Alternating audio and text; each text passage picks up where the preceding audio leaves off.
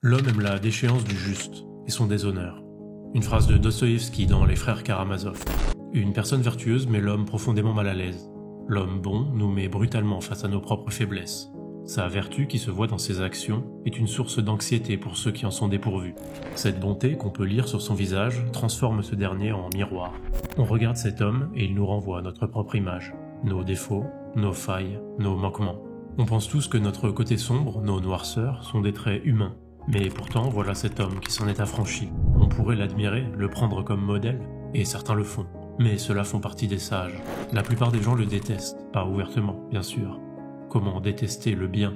Mais tout le monde attend, secrètement, sa déchéance. Et il suffit d'une petite opportunité, de la moindre faille dans son armure de bonté, pour que le monde s'y engouffre et regarde avec satisfaction le déshonneur s'installer. Il fallait être irréprochable, et encore, cela n'aurait peut-être pas suffi. On apprécie les gens qui partagent nos faiblesses. Une personne qui se met en situation de vulnérabilité en avouant ou confessant de mauvaises actions ou de mauvaises pensées, c'est une personne dont on se sent plus proche. C'est l'humanité dans toute son authenticité qui se met à nu devant nous. Alors quand un homme semble parfait, juste, bon, charitable, sans le moindre défaut apparent, il vient se placer en anomalie. Le voilà, l'être idéal. Il brille comme un éclair suspendu dans une nuit d'orage. Il est lisse comme une pierre du fond de la mer. Mais avec ça, il perd ses aspérités, sa profondeur, toute cette imparfaite création qu'est l'âme humaine.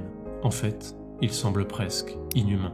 Alors quand cette enveloppe se craquelle, ne serait-ce qu'un peu, nous voilà soulagés. Il est faillible, il y a quelque part en lui le mal. Il est des nôtres, quel soulagement.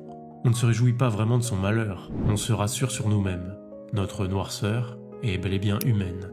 Personne ne peut y échapper.